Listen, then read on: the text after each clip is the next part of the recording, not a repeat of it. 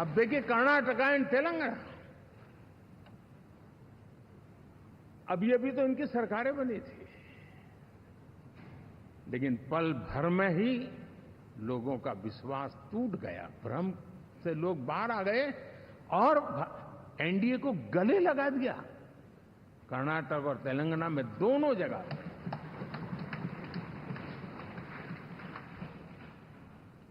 साथियों, तमिलनाडु, मैं तमिलनाडु की टीम को भी बधाई देना चाहूंगा। और वहां हमारा एनडीए समूह बहुत बड़ा भी है और कईयों को पता था कि हम एक शायद एक सीट नहीं लड़ा पाएंगे, लेकिन इस लड़ाई में हम साथ रहेंगे। और मैंने बहुत से एनडीए के साथी तमिलनाडु में ऐसे हैं कि जिनका कोई उम्मीदवार नहीं था, लेकिन इस झंडे को ऊंचा रखने के लिए वो जी जान से जुटे थे। और इसलिए आज तमिलनाडु में भले हम सीट नहीं जीत पाए, लेकिन जिस तेजी से एनडीए का वोट शेयर बढ़ा है, वो साफ साफ संदेश दे रहा है कल में क्या लिखा हुआ है।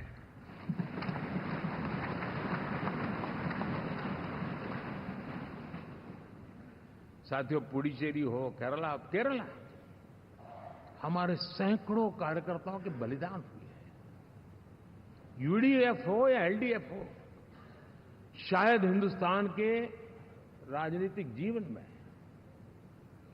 इतना जुल्म एक विचारधारा को लेकर के जीने वाले लोगों पर हुआ होगा तो सिर्फ मैं कह सकता हूं केरल में हुआ है। जम्मू कश्मीर से भी ज्यादा हुआ है। उसके बावजूद भी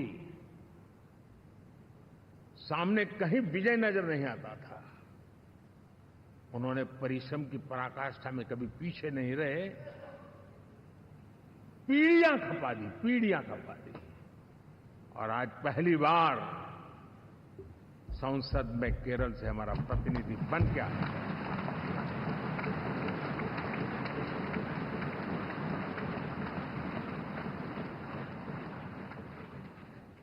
साथियों, अरुणाचल में हमने लगातार हमारी सरकार बनती रही है और भारी समर्थन से बनती है। सिक्किम में भी हमारे एनडीए की सरकार करीब क्लीन स्वीप के साथ, अरुणाचल क्लीन स्वीप। आंध्र, मैं अबू बाबू को पूछ रहा था, बोले हिस्टोरिकली ये सबसे हाईएस्ट विक्ट्री है।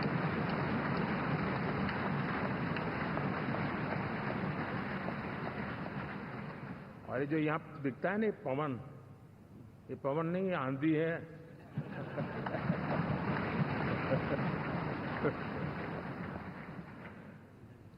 आंध्र ने इतना बड़ा हमारे प्रति जनमत दिया है। हिंदुस्तान के लिए एक सामान्य मानवीय की विकास की जो जिजीविषा है, उसका प्रतिबिंब है। और महाप्रभु जगन्नाथ,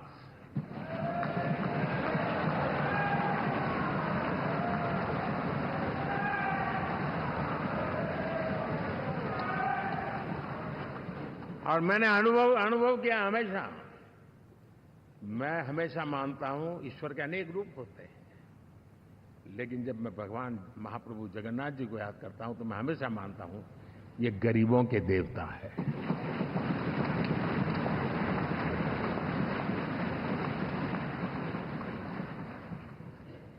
और वहां जो क्रांति रूप परिणाम आया है, मैं इसे एक रिवॉल्यूशन देख रहा हूं। और मैं इसके साथ कह सकता हूं कि विकसित भारत का हमारा जो सपना है, आने वाले 25 वर्ष, पहले मैंने 10 साल कहा था, या मैं 25 साल कह रहा हूं, आने वाले 25 साल महाप्रभु जगन्नाथ जी की कृपा से उड़ीसा देश की विकास यात्रा के ग्रोथ इंजन में की एक होगा।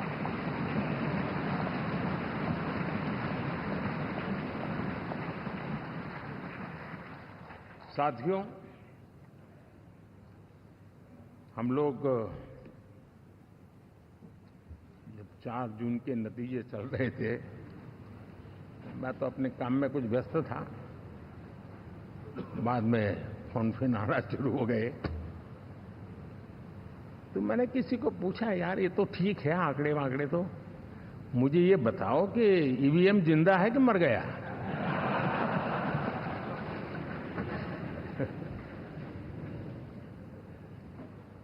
क्योंकि ये लोग तय करके बैठे थे कि भारत के लोकतंत्र और लोकतंत्र की प्रक्रिया के प्रति विश्वास ही लोगों का उठ जाए, और लगातार ईवीएम को गाली देना। और मुझे तो लगता था कि शायद इस बार वो ईवीएम की अर्थी का जुलूस निकालेंगे, लेकिन 4 जून शाम आते आते उनको ताले लग गए, ईवीएम ने उनको चुप कर दिया। ये ताकत है भारत के लोकतंत्र की, ये ताकत है भारत की निष्पक्षता की, ये भारत की ताकत है भारत के चुनावी तंत्र की, चुनाव आयोग की। और मैं मानता हूं कि ये आशा करता हूं कि 5 साल तो अब ईवीएम शायद मुझे नहीं सुनाई देगा, लेकिन जब 29 में हम जाएंगे तो फिर से शायद ईवीएम को लेकर के नाचने की शुरुआत करेंगे, क्योंकि इनके सुधरने की संभावनाएं बहुत कम है।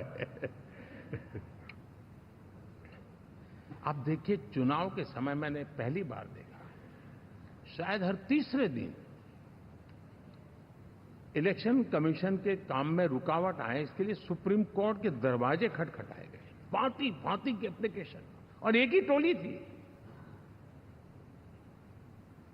और लोकतंत्र के प्रति जिनका भरोभार अविश्वास है, ऐसे लोग सुप्रीम कोर्ट का उपयोग करते हुए कैसे रुकावट डाले, इसका निरंतर प्रयास करते रहे।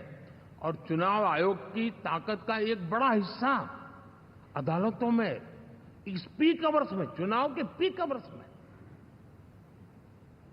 यानी कितनी निराशा लेकर के ये लोग मैदान में आए थे कि उन्होंने पूरा हमला उसी इंस्टीट्यूट पे लगा दो, ताकि चुनाव के कोई भी परिणाम आए हम दुनिया के सामने भारत को भी बदनाम कर लें।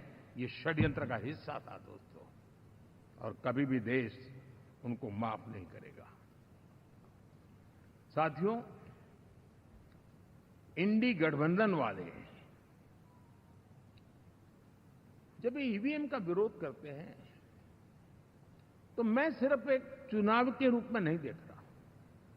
मैं मानता हूं ये लोग मन से पिछली शताब्दी के सोच वाले लोग हैं। वे टेक्नोलॉजी को हम महत्व न समझते हैं, न टेक्नोलॉजी स्वीकार करने को तैयार है। और ये सिर्फ ईवीएम में दिखाई दिया ऐसा नहीं, यूपीआई में दिखाया। जब हमने कहा कि हिंदुस्तान के लोग डिजिटल ट्रांजैक्शन करेंगे, फिनटेक की दुनिया में आज हिंदुस्तान का नाम हो गया, मानने को तैयार नहीं। आधार आज देश की एक पहचान बना है। मैं तो देख रहा हूं कि मुझे कई देश कहते हैं कि हमें आधार की पद्धति से आगे बढ़ना है, आप कैसे मदद कर सकते हैं। उस आधार को रोकने के लिए सुप्रीम कोर्ट में बार बार जाकर के परेशानियां पैदा की। यानी मूलतः ये प्रगति के विरोधी, आधुनिकता के विरोधी, टेक्नोलॉजी के विरोधी इंडी अलायंस हमने देखा है। साथियों, इस देश के लिए ये भी चिंता का विषय है कि विश्व में भारत के लोकतंत्र की ताकत को कम आंकने का प्रयास, और कितना एक्सट्रीम है। मैं दुनिया में ढोल पीट रहा हूं कि हम मदर ऑफ डेमोक्रेसी है, और ये दुनिया में जाकर के बता रहे नहीं हमारे देश में तो डेमोक्रेसी ऐसा कुछ नहीं, कि वो मोदी बैठ गया है।